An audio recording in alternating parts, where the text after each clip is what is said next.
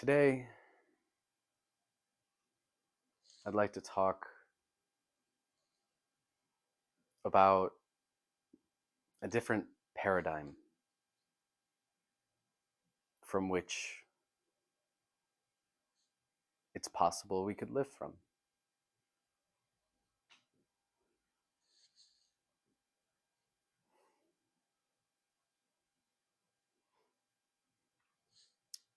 I want to talk about if we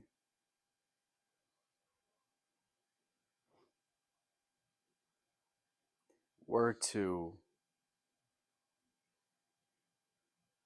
start seeing each other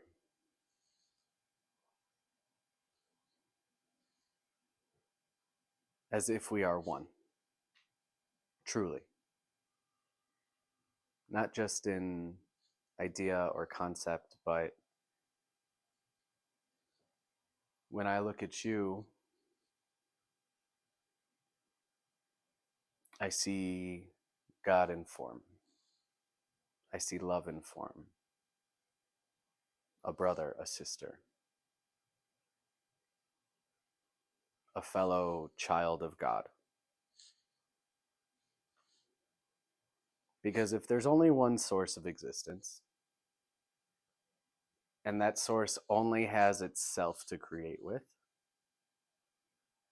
everything and everyone is made of it. And if this source is love, then that means all of us are love. Love in motion, divine intelligence in motion. But before I dive further into that, I'd like to ask you all just to take a moment, whether you're watching this on a screen at home or if you're the imaginary people here in my living room.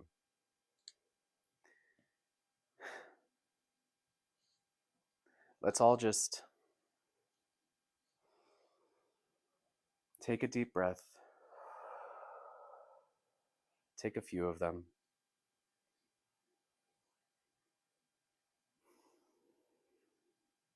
and realize right here, right now,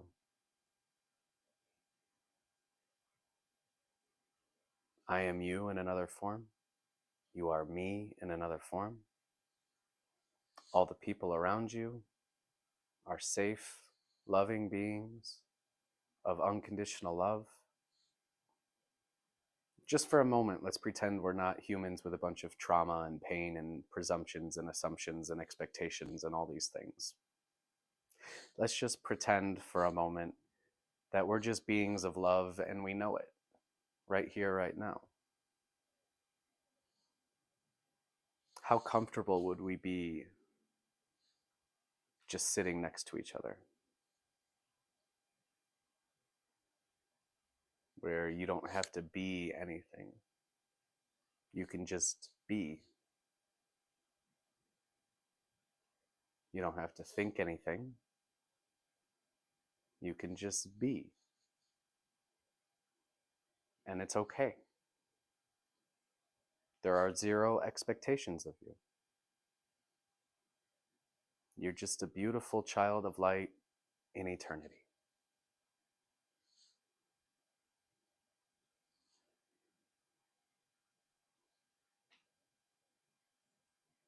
How much do you think our nervous systems could just exhale? Just relax.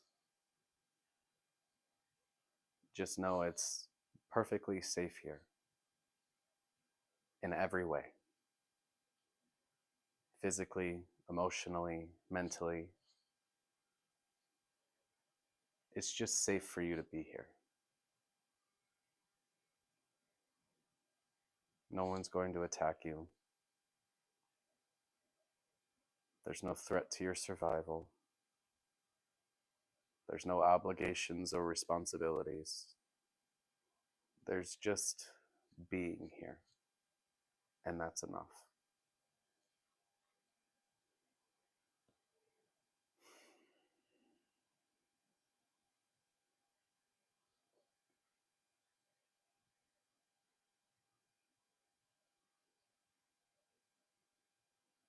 Now imagine if, when we leave here today and go out in the world,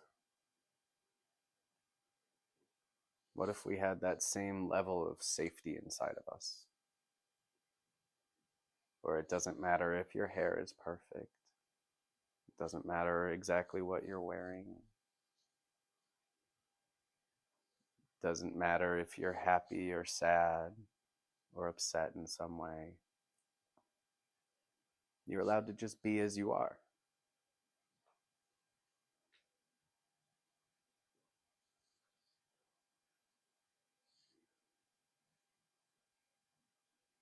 How many people do you think in the world have never heard this type of perspective? Where it's okay for us to just be. You're not being judged as good or bad like you were when you were a child.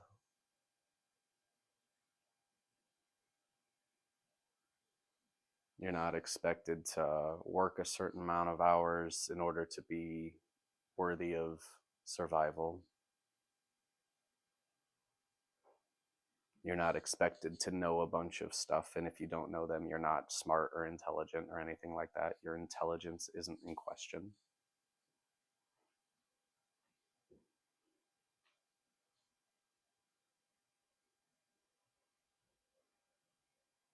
Nobody's walking around judging you or condemning you or anything like that. They're just also being with you.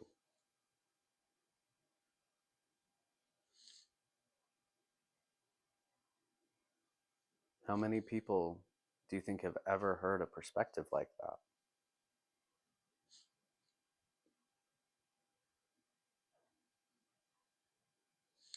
It's not our fault that we don't think like that.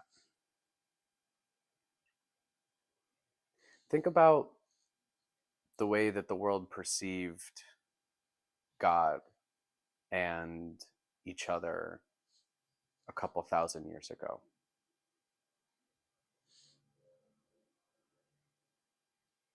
You know, in one of the major traditions of the time, which was Judaism, you know, they believed God, at least the main sects of Judaism, believed you had to sacrifice something, kill something, in order for God to love and forgive you.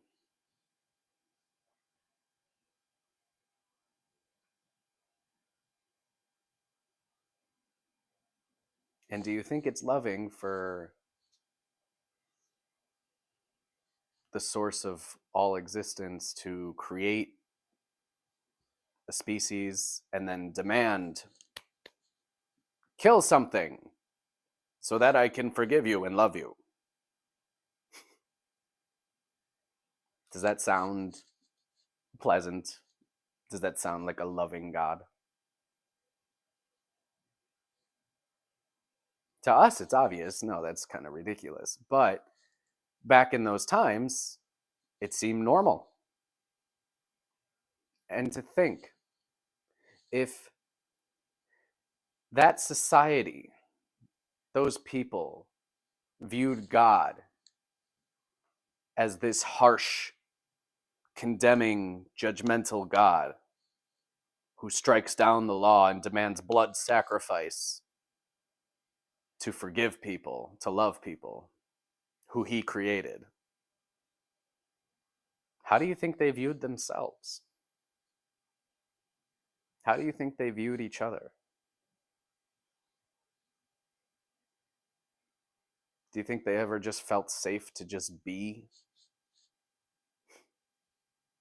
Do you think they ever just felt safe to be themselves, no matter how goofy, weird, or whatever? No. They were extremely hard on themselves. Because ultimately, our view of God, our view of life, our view of ourselves and each other, it's all related. If you believe in a very harsh judgmental, condemning God, that's who we will become.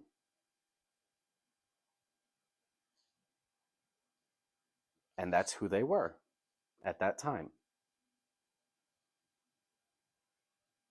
And that is the world that humanity lived in when the Bible was written over a couple thousand years.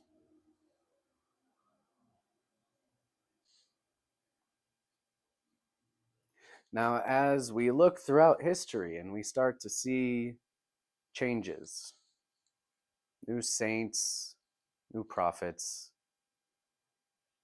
and we see the message of Jesus, of course, that was a huge shift in the perception of God's love. Because what was Jesus' main message?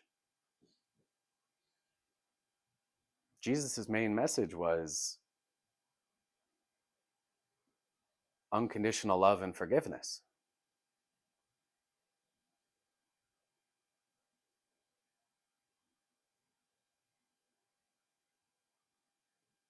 Now, compare that to the way that we once perceived God's love. God only loves you if you're a good boy or girl. God only loves you if you follow these specific rules. God is judging and condemning you. God is judging and condemning whether you deserve eternal life or eternal damnation. That's what it was. And those are the ideas that have still persisted because we're not sure if they're true or not. But Jesus didn't talk like that. Jesus didn't teach God's love that way. Jesus taught unconditional forgiveness. Forgive your enemies. Have compassion, even if you don't understand them, even if you don't know why they do what they do. And Jesus was up on the cross forgiving people after he was just tortured and beaten for several hours and insulted and spit on and all these things. He forgave everyone, even though he probably felt horrible inside. He still chose love.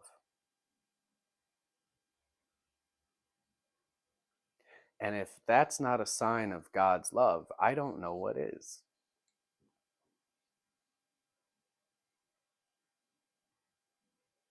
So, if there is just one eternal source of existence in eternity, right? An eternal source in eternity. And it is the only thing that exists. And it is love, unconditional love. Then why are we so hard on ourselves? And why do we create a world where we make it all very hard on ourselves? Where we have to work a lot of hours to barely get by. When we see there are so many people in the world who can't even work because they're living a different kind of life where they came here to do deep, deep cellular healing. They've got chronic conditions and mental illness and all these things, all these difficulties, and they're not even capable of working, and they view themselves as burdens.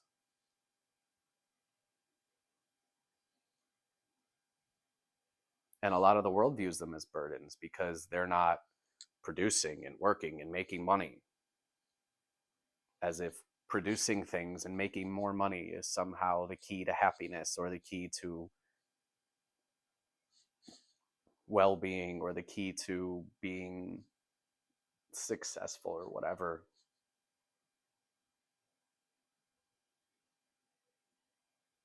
Our world has been built around survival and lack and a judgmental perspective of God.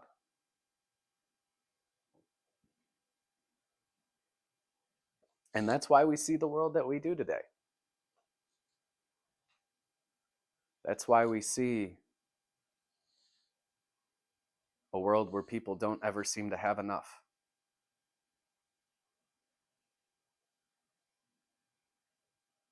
And then we blame ourselves, or we blame the government, and we're very disheartened and disillusioned with the world. And you turn on the news and look on social media, and there's tons of suffering and pain everywhere. Everybody's numbing and distracting and avoiding how they feel inside, because inside it doesn't feel very good beneath the surface. And we don't know why.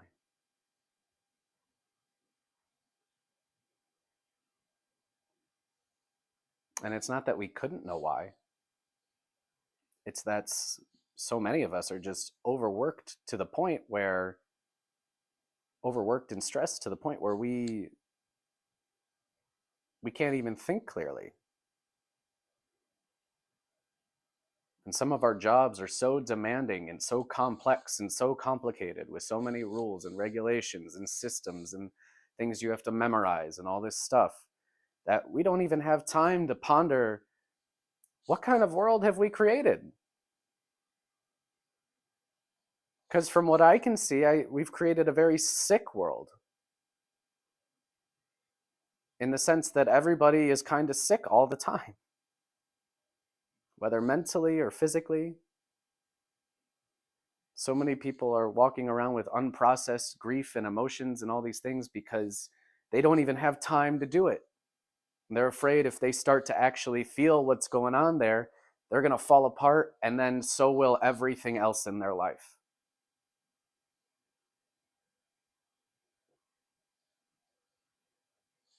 So I have to ask, is what we're doing sustainable? Is it what we want to keep doing?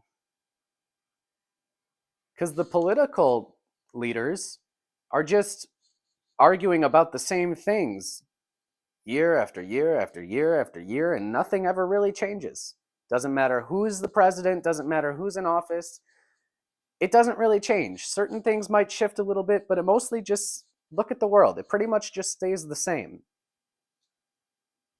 If anything, it's getting more chaotic, more confusing. And we can see through it. It's ridiculous. And it makes us angry, because we're like, why are these people who are supposed to be serving the people not making the world better? But it's because we keep looking at things the same way. If we want a different world, we have to make that paradigm shift. And maybe we need to stop basing human evolution and advancement on just the latest technology or how much money is being produced.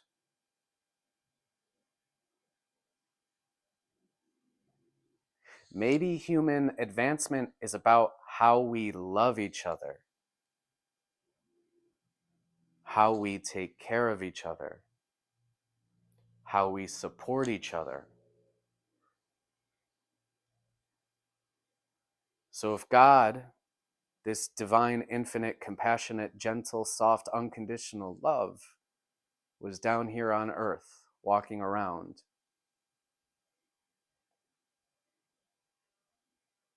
what kind of world would that God, that unconditionally loving, gentle God,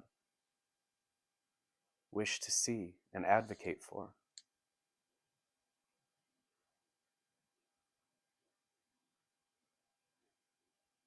Where God looks around and sees, this is all me, it's all love. I love you because you're an eternal, beautiful expression of the infinite source.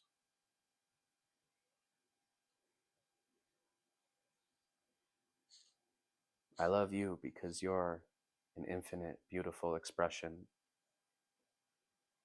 of the eternal source.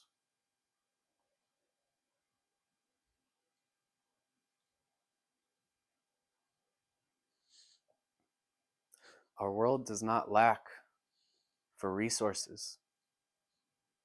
We have enough.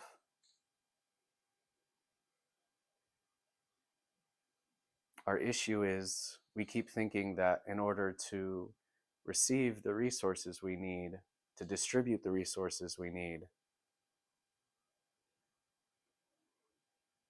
and for us to live, we have to earn the right for that. We have to work really hard for it. We have to sacrifice our well-being for it.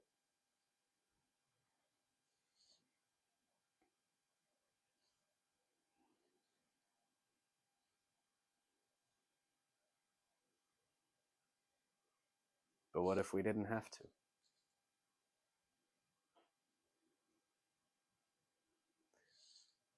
What if we prioritized healing and coherence?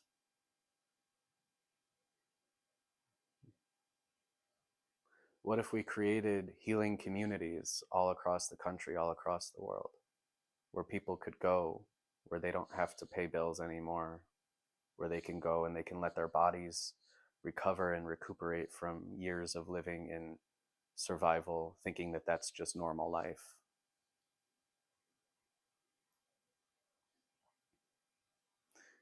What if we funded the people? If we can fund wars and subsidize giant companies that make tons of money, couldn't we choose to fund and subsidize the people so that if you're grieving and going through difficult, heavy emotions, if your body is hurting and asking you to slow down and feel what's going on inside, you wouldn't lose your home. You wouldn't lose your ability to just live and be here, as if living and being here is something you have to earn, as if an eternal being having one experience in eternity has to earn their right to exist and just to be. Maybe we just haven't really been seeing each other clearly.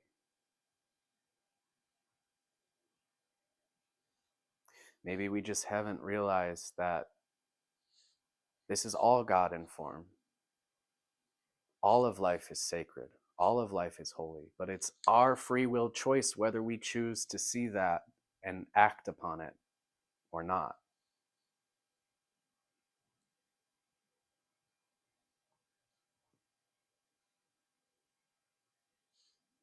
We cannot keep looking at things the same way and think that our world is going to change for the better. We have to change the way that we perceive the world and each other. And that starts with getting clear on who we really are.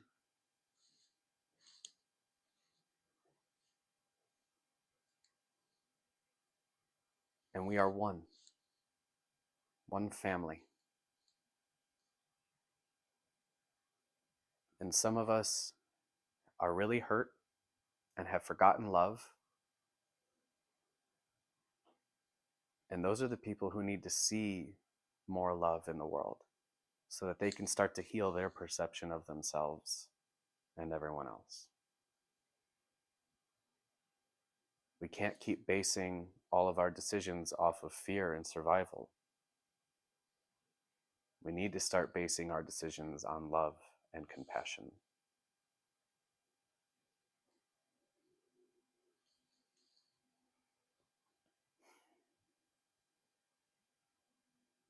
Thank you all for being here. I love you. Let's build a world where we take care of each other.